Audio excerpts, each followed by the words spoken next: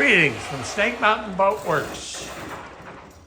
On Monday, September 22, 2024, our 1950 22-foot Chris-Craft U22 is ready for a new bottom. In order to do that, she has to also be ready for the ride of her life, because in the next few minutes, we will be flipping her.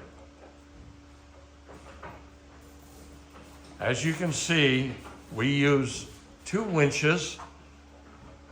We use one up there, and we use one, let me get my finger out of here, right there. We wrap 2 lines around the boat. You can see that the one from the black winch goes over the top, around on starboard. It passes beneath the boat, comes up on port,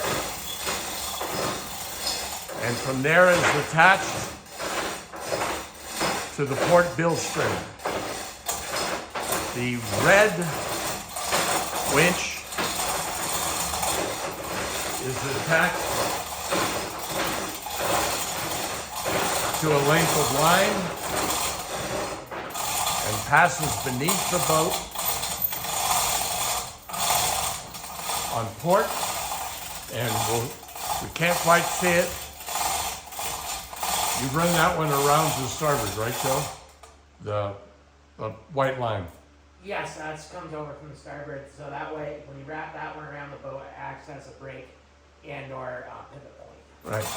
So that one runs down port, across the bottom, up starboard, and down to the starboard bill stringer.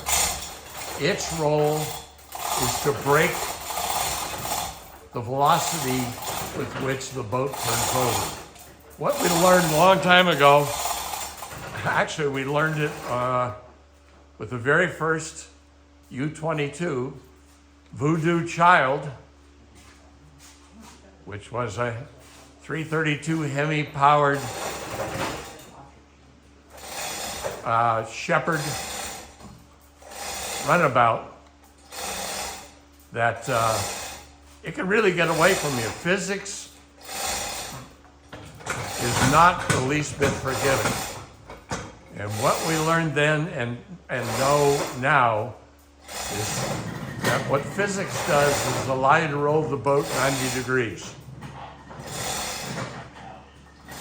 And then human strength is really, really inadequate to both continue the roll, but most importantly, to control the acceleration. And I want to tell you, there is acceleration. We got Voodoo Child 90 degrees over. I called in a couple friends. Then we had enough muscle to keep it rolling. What we didn't have was enough heft to stop it from rolling. It kept right on going. And it did end up sort of upside down, but I want to tell you, there was a group of people with some really torn up forearms, quadriceps, knees, and shins. So a friend who was and is a Shepherd addict sent me a little video and an instruction manual. Since then, we've used his method. We've added the second winch, which he did not use, to act as a brake, and it really controls how quickly the boat rolls when it's past 90 degrees. So we're setting her all up. We have to get it as high as we can, because as you'll see, right now the boat's quite a ways in the air. but it's sitting fairly level, and the beam on this boat is at least 8 feet. Flip her 90 degrees and that beam goes away and the boat drops. So we've got our chain falls, having raised the boat as far as we dare, and thank goodness with 2 winches, as she, in this case, the port side passes the floor, we'll be able to see whether or not we have enough clearance. So there's a fair amount of shallow breathing right now. Always is when we flip a boat.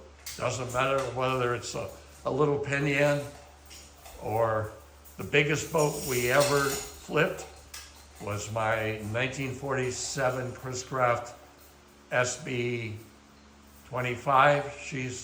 Her LOA is 25 feet. Her beam is just under 9 feet. You'll see that we have 2-inch blue board on the floor.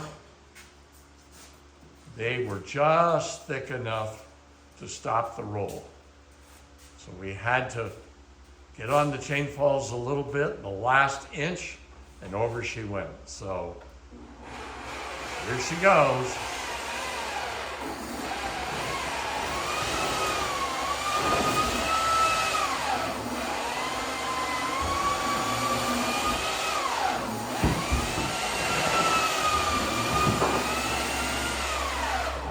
I see Joe fooled me.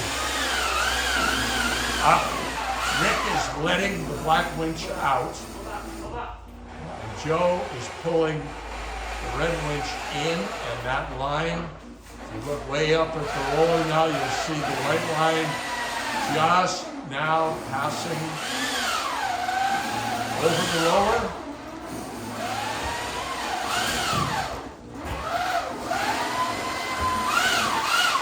You'll also see, hell, we got a foot of space. Where's the hard part? But you notice she's completely under control.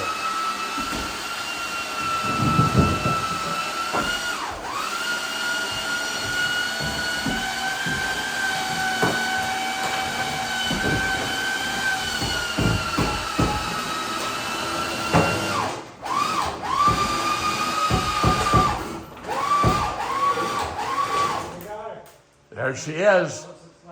Now we can slowly, with the chain falls, let her down. Let some ears out. Look, engine mounts. Good. Out. Back. Hey. What? The other direction. You said out.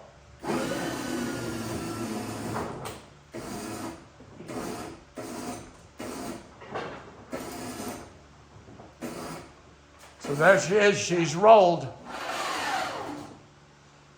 That ends